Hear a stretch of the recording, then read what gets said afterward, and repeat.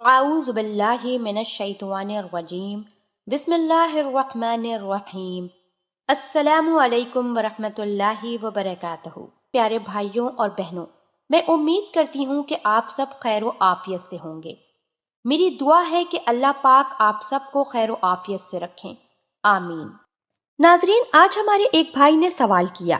وہ کہتے ہیں کہ میری بیوی مجھے اپنے منہ سے فارغ کرتی ہے اور منی بھی پی لیتی ہے، کیا ایسا کرنا جائز ہے یا ناجائز؟ میرے بھائی، پہلی بات تو یاد رکھیے کہ جب دین سے دوری ہوتی ہے تو اللہ پاک سے دوری ہوتی ہے، آپ صلی اللہ علیہ وآلہ وسلم کی تعلیمات سے دوری ہوتی ہے۔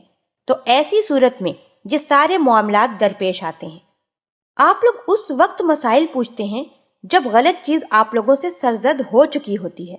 میرے بھائی، آپ لوگ ایسے سوال اس وقت پوچھا کریں جب آپ کو نکاح کرنا ہوتا ہے کہ ہم کس عورت سے نکاح کریں، ہم کیسی عورت کو چنیں۔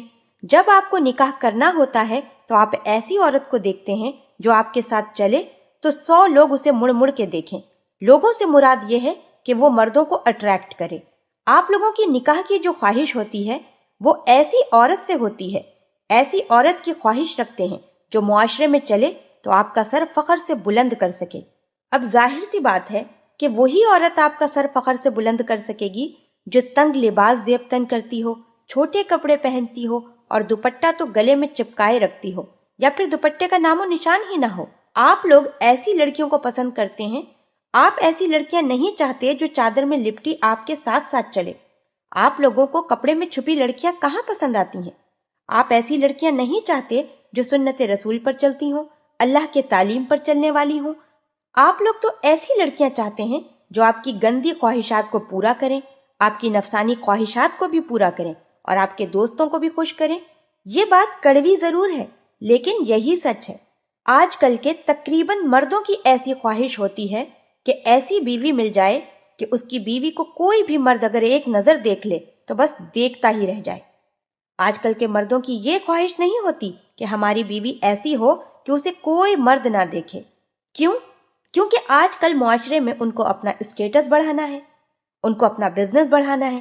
جب انہیں بزنس کو آگے بڑھانا ہوتا ہے تو وہ اپنی بیویوں کو اپنے بزنس پارٹیز میں لے کر جاتے ہیں، تنگ اور چھوٹے کپڑے پہنا کر، ساڑیاں پہنا کر اور ایسے ایسے دیدہ زیب ملبوسات پہنا کر کہ ہر مرد اسے دیکھے تو بس دیکھتا ہی رہ جائے۔ اور پھر جب اس قسم کے مسائل پیش آتے ہیں تو پھر ہم سے پوچھا جاتا ہے کہ ایسا کرنا جائز ہے یا ناجائز ہے۔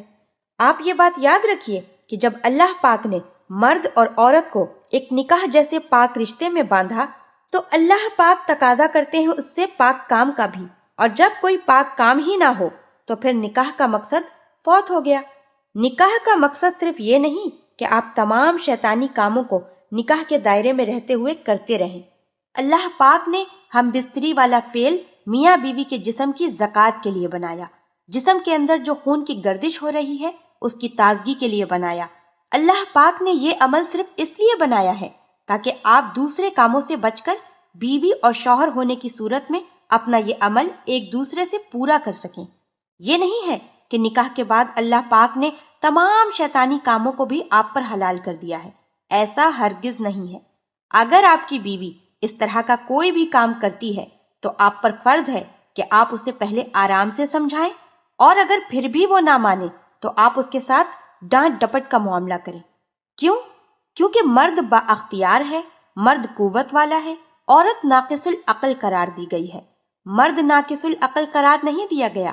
عورت اگر ایسا کام کر رہی ہے تو در حقیقت اس میں آپ کی ہی خواہش ہوگی، عورت کی کوئی خواہش نہیں ہوگی۔ اور اگر عورت کی خواہش ہو بھی تو اس میں 10% خواہش عورت کی ہوگی اور 90% آپ کی ہوگی۔ جب آپ ایک قوت والے مرد بن جائیں گے، آپ کی قوت ارادی مضبوط ہوگی کہ میں نے یہ شیطانی کام نہیں کرنے دینا، تو آپ عورت کے ساتھ سختی بھی کر سکتے ہیں، زبردستی بھی کر سکتے ہیں، آپ اس کے ساتھ ڈانٹ ڈپٹ والا معاملہ بھی کر سکتے ہیں کہ جب عورت آپ کے ارادے کے خلاف کوئی کام کرتی ہے تب آپ اس کے ساتھ اسی طرح کا معاملہ کرتے ہیں، لڑتے ہیں، جھگڑتے ہیں، مار پیٹ سے کام لیتے ہیں، لیکن آپ اسے وہ نہیں کرنے دیتے جو وہ چاہتی ہے۔ تو پھر ساری چیزیں آ کر ایک اسی وقت پر، اسی موقع پر کیوں ٹوٹ جاتی ہیں؟ اسی وقت پر ہی کیوں آپ کی قوت ارادی کمزور پڑ جاتی ہے؟ لہٰذا خود کو مرد بنائیے، اللہ پاک نے آپ کو مرد بنایا ہے۔ قرآن پاک میں بھی اللہ پاک نے فرمایا ہے، یہ ایک انتہائی غلیظ اور ناپاک چیز ہے جو عورت منہ میں لے جائے، وہ کبھی بھی مسلمان کہلانے کے لائق نہیں ہے۔ دوبارہ سے کلمہ پڑھیں اور اللہ پاک سے توبہ کریں، اللہ کے حضور گڑ گڑا کے دعائیں مانگیں۔ اللہ پاک ہم سب کو دین کی سمجھ عطا فرمائے اور اس کے مطابق زندگی بسر کرنے کی توفیق عطا فرمائے، آمین۔